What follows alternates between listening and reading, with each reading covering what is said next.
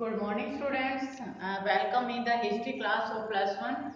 Now, in the previous video, we have to about the development of writing. जो writing skill है, Mesopotamia was the first that has been starting the writing skill. जो writing skill है वो किस तरह से develop हुई थी? अब करते हैं कि writing skill का पर्पस किस किस के लिए यूज किया जाता था. तो राइटिंग स्किल का जो डेवलपमेंट है कहते हैं कीपिंग रिकॉर्ड रखने के लिए होता था. जो राइटिंग है जो सबसे ज्यादा यूज की जाती थी कीपिंग रिकॉर्ड के लिए होता है, यानी कि रिटन मैटर है वो सबसे ज्यादा रिकॉर्ड किए जाते थे उस समय के अंदर है. Now next one making dictionaries.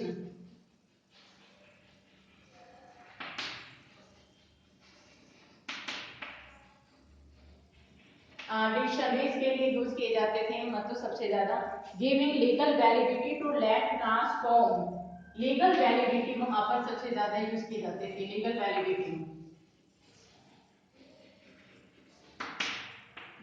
के लिए हम सबसे ज्यादा यूज करते थे. अगर लैंड को ट्रांसफर करना हो तो सब चीजों के लिए जो राइटिंग स्किल है वो यूज की जाते थे. Announcing the change a king. अगर किसी भी राजा को कोई भी अनाउंसिंग करनी होती है दैट हैज बीन चेंज, तो वहां पर भी हम जो राइटिंग है that was the use. Announcing the Kings change वो सबसे ज्यादा यूज किए जाते थे. And storing information of sending message. कोई भी इंफॉर्मेशन है sending message and storage information.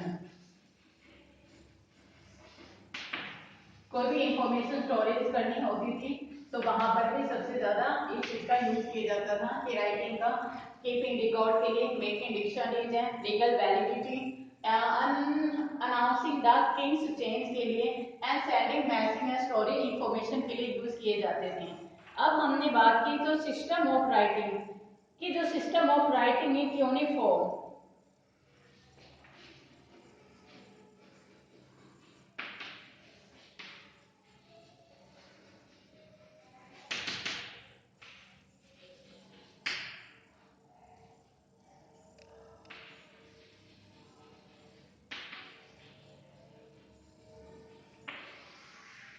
System of writing in uniform के अंदर यूज किए जाते थे. ये इसका क्या मतलब होता था इनका कि यूजिंग के लिए कैसे हैं.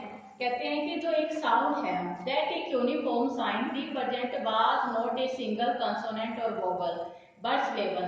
जो साउंड है यूनिफॉर्म साइंस के अंदर है कहते वो ना तो एक कंसोनेंट होती थी ना वो वोवल होती थी but syllable will be there. Now thus the scribe had to learn understand of sign. So writing was a skill craft. जो एक स्किल क्राफ्ट के रूप में इनको माना जाता था. स्किल क्राफ्ट के अंदर स्किल और ये क्या थी राइटिंग के अंदर, यानी कि जो साइंस और जो सिंबल थे सिलेबस काफी इंपॉर्टेंट माने जाते हैं कि it doesn't important of the vowel and the consonant but the subscribe and the syllable is very important. It convey visual form of system of sound. Visual forms and visual form of system of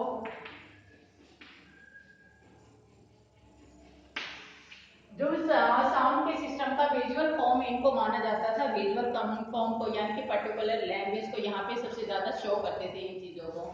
तो ये काफी कहते हैं कि ये learn करना इन्होंने ran into the handle and he had to able to handle a wet tablet and get it written before it dry. Get it written की you can write anything until it dry. जब तक कि सूख नहीं जाती थी you can write anything on this.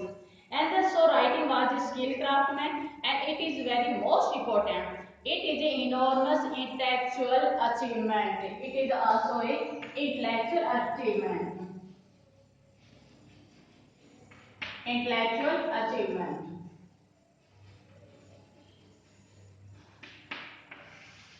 Intellectual achievement मानी जाती थी. And the system of the sound of a particular language. It convey visual forms ये काफी मतलब इनको विजुअल फॉर्म मानी जाती थी। ये सब चीजें यानी कि काफी वहां पर इंपॉर्टेंट थी।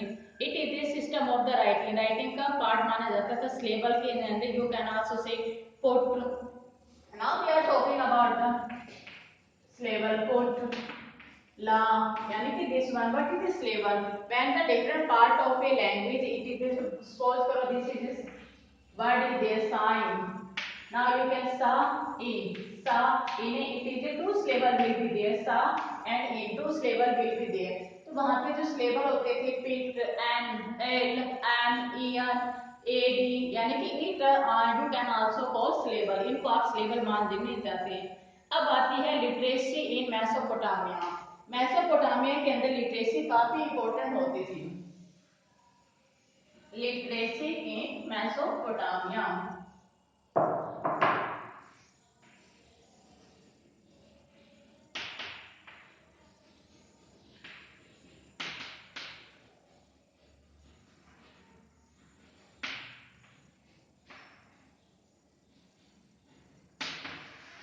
लिटरेसी इन मेसोपोटामिया के अंदर जो लिटरेसी काफी, कहते हैं कि very few Mesopotamia could read and right, कि काफी इसको पढ़ सकते थे, राइट कर सकते थे।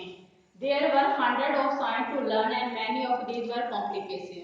100 science will be there, 100 science, 100 science like will be there, after that they can sign to learn, but it's very difficult, but some are complex, वो काफी कॉम्प्लेक्स भी माने जाते थे मेसोपोटामिया की लिटरेसी के अंदर। कहते हैं कि 100 science will be there, you can learn, after that there are so many complex will be there, and if a king could read that was recorded in his Bhojpur inscription, अगर कोई राजा इसको पढ़ सकता था अपनी भोजपुर इंस्क्रिप्शन के अंदर, उसको वो रिकॉर्डेड करवा देता था।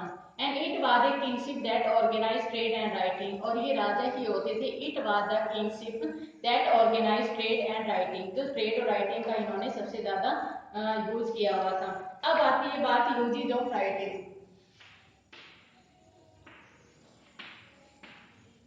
कि यूजेज ऑफ राइटिंग, राइटिंग का यूज यहाँ पर कहाँ कहाँ होता था, किस तरह से किए जाते थे। Connection between city life, trade and writing is brought out in a long Sumerian epic poem about Unenkar, one of the earliest rover of the Uruk.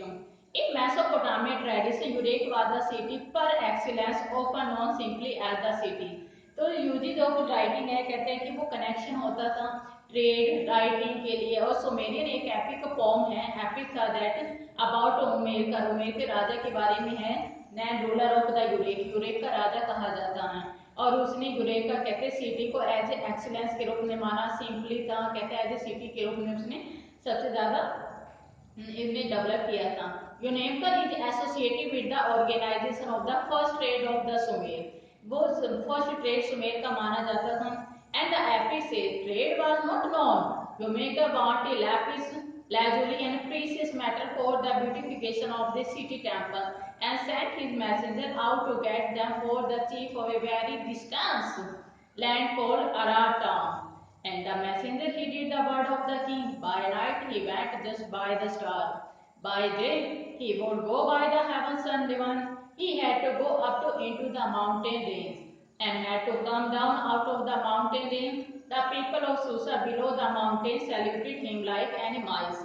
5 mountain ranges, 6 mountain ranges, 7 mountain ranges he across. कि यहाँ पे जो writing का use किया जाता है maker राजा के बारे में है।